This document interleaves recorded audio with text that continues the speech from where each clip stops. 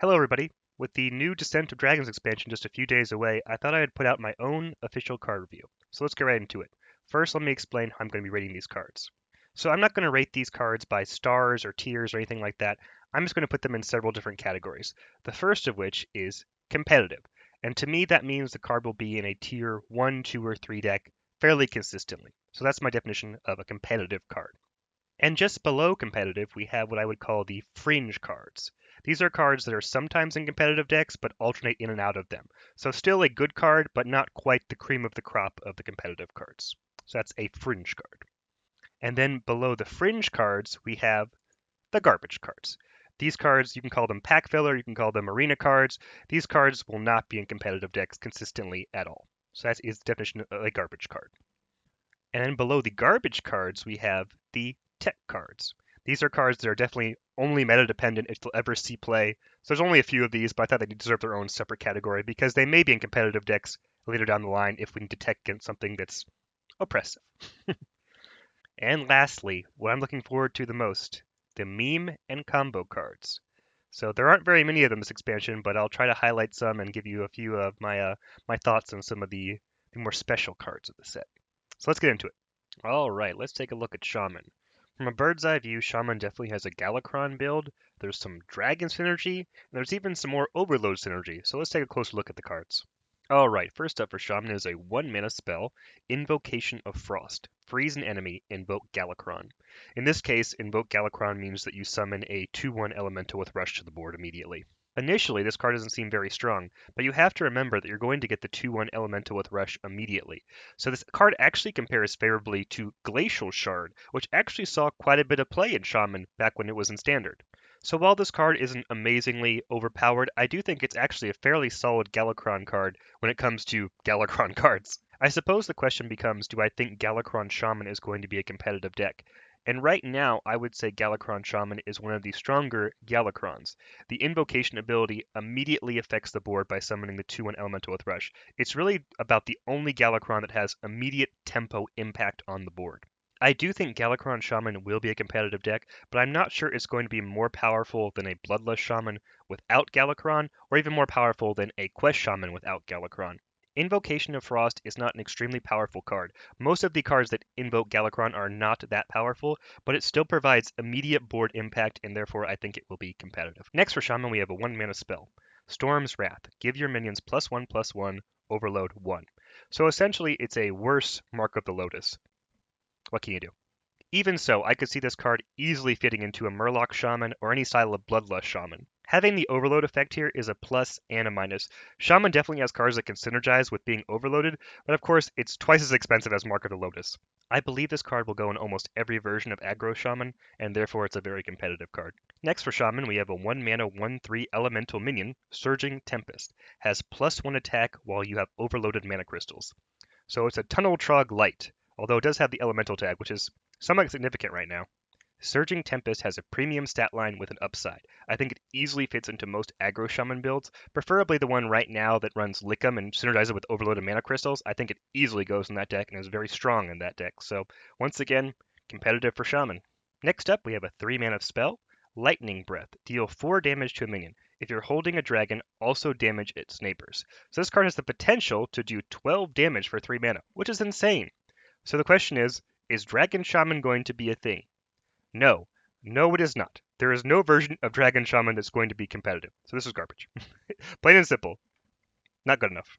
Alright, speaking of dragons, we have a 4-mana 5/7 dragon, Squall Hunter. Spell damage +2, overload 2. So instead of the 4-mana 7/7, we have a 4-mana 5/7 with spell damage +2. It's a very, very strong card. While this card is very strong, I don't think it's strong enough to spawn the archetype of Dragon Shaman. I think this essentially goes into the Aggro Shaman build as your replacement for a 4-mana 7/7.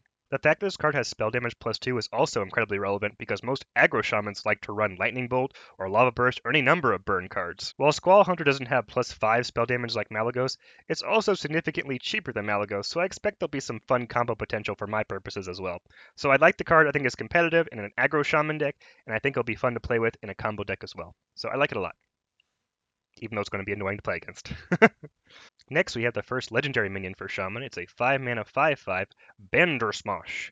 Each turn this is in your hand, transform it into a 5/5 copy of a random legendary minion.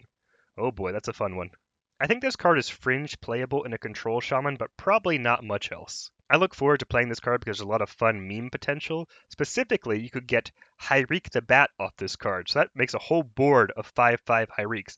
But wait! You also play Shudderwock in that deck, so when you play Shudderwock, your Shudderwock copies across the entire board, preferably even a buff Shudderwock, so there's a great combo meme potential with this card as well.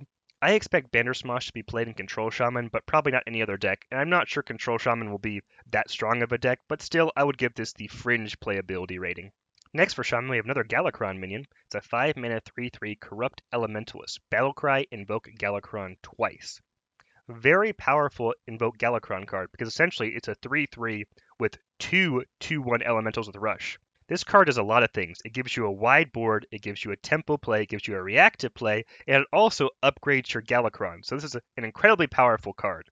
I believe Galakrond Shaman will be a competitive deck, and this card goes in every single Galakrond Shaman. It has great value, great impact, very competitive card. Not much more to say about this one.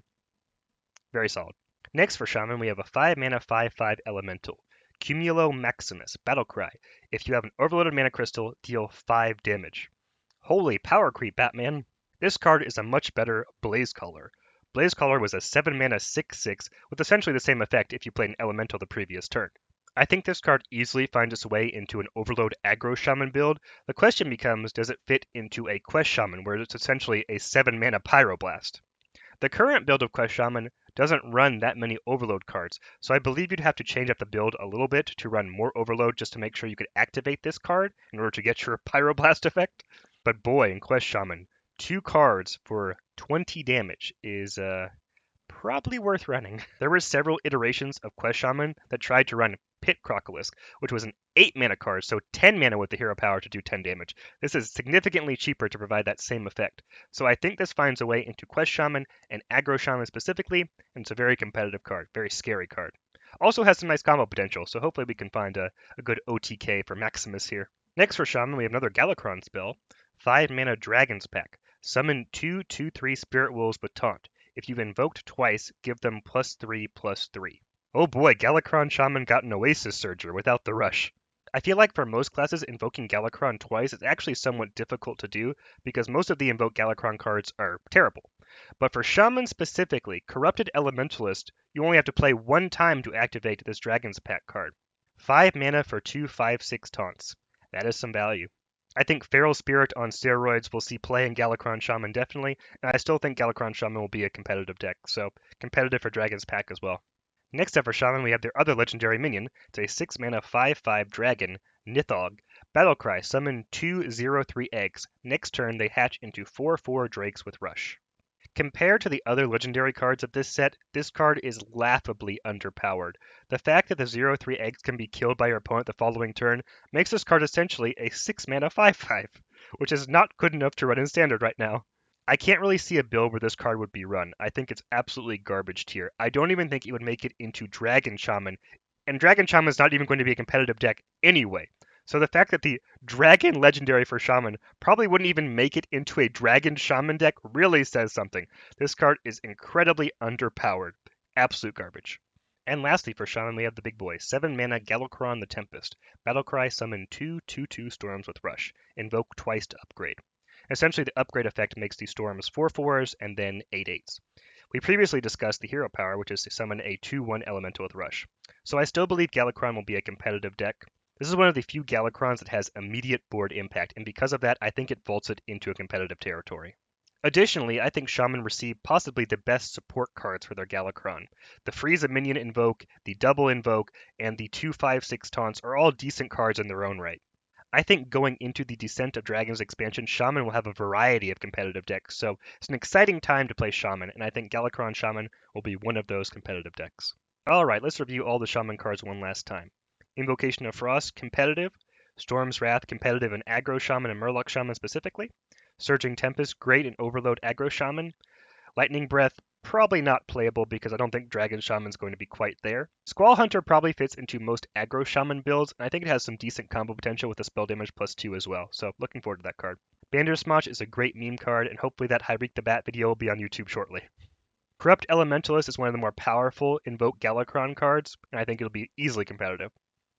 Cumulo Maximus has a great combo potential, and I think it easily fits in Aggro Shaman and Quest Shaman. Dragon's Pack is one of the best support cards for Galakrond in the entire set, so easily playable, easily competitive.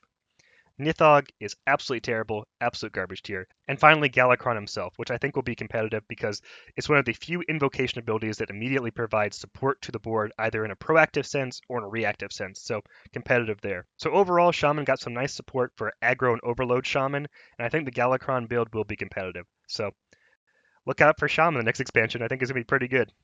Thanks for watching, guys. Look forward to the next review.